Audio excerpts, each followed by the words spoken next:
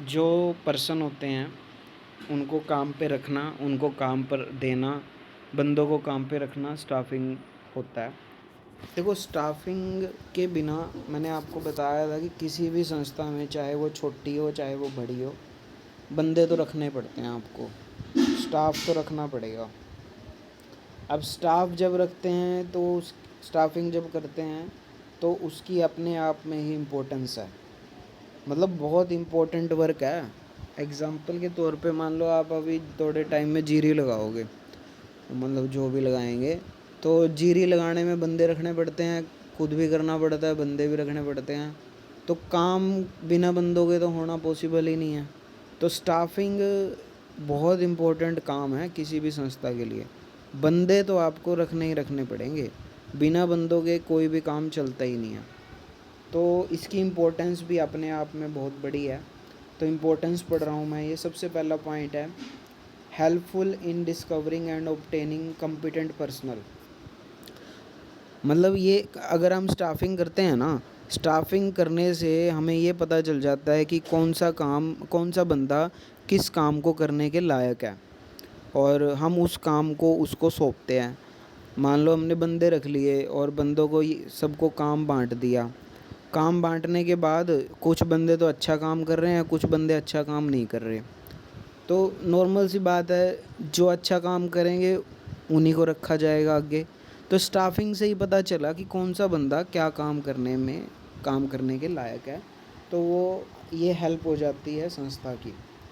तो ये सबसे पहला पॉइंट था कि इम्पोर्टेंस स्टाफिंग रखने का बेनिफिट होता है, हमको पता चल जाता है कि कौन सा बंदा कौन सा काम करने के लिए लायक है। नेक्स्ट है आपका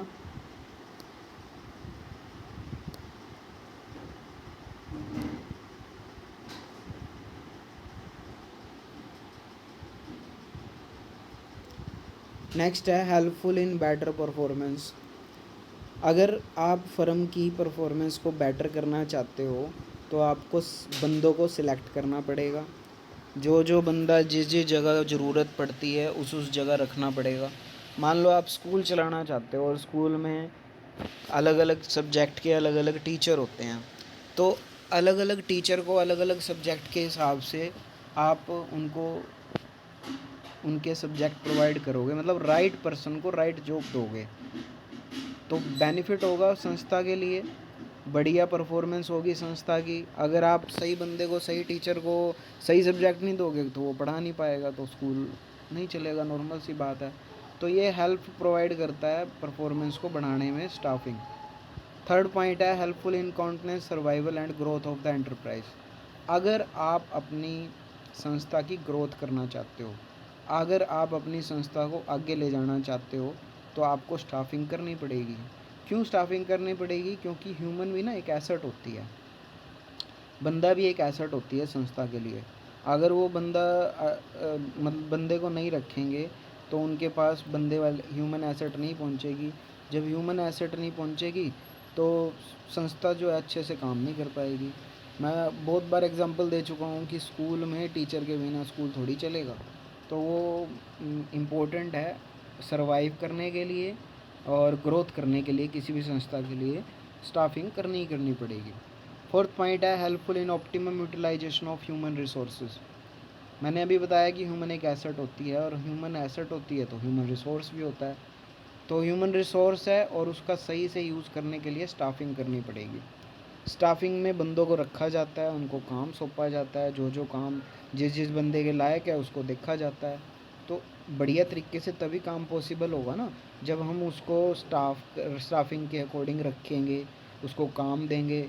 अब मेरा सब्जेक्ट है, मेरे को मेरा सब्जेक्ट मिलेगा तभी तो मैं पढ़ा पाऊँगा। अगर मेरा सब्जेक्ट नहीं मिलेगा तो मैं थोड़ी पढ़ा पाऊँगा, तो मेरे को प्रॉब्लम होगी उससे। तो ये बेनिफिट है, इम्पोर्टेंस है इसकी। और लास्ट है, ये भी पढ़ लो। एक ना 4 पॉइंट करने हैं वैसे तो इसके। एक ह्यूमन एसेट लिखा हुआ है टूल किट नंबर 2 में, आपकी स्क्रीन पे आपको दिखाई दे रहा होगा। ह्यूमन एसेट के बारे में भी पढ़ना है। ये एग्जाम पढ़ रहा हूँ मैं, साथ साथ मेरे साथ ही रीड करके देखना। A business has many asset like land, furniture, building etcetera. These are shown in the balance sheet are long term income generation source apart from the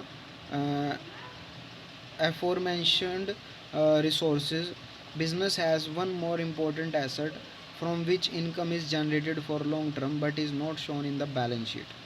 देखो मतलब बैलेंस शीट में सारी एसेट लिखी जाती हैं, लैंड बिल्डिंग ये वगैरह, लेकिन ह्यूमन भी एक एसेट होती है, लेकिन इसको बैलेंस शीट में नहीं लिखा जाता। बिना ह्यूमन बीइंग के आप कोई संस्था चला ही नहीं पाओगे। तो ये ह्यूमन एसेट की डेफिनेशन है जो आपको करनी है। ये आपका टॉपिक कंप्लीट हो चुका है। आज का क्या पढ़ा हमने, इम्पोर्टेंस, स्टाफिंग की इम्पोर्टेंस क्या होती है उसके बारे में हमने रीड किया। तो ये आप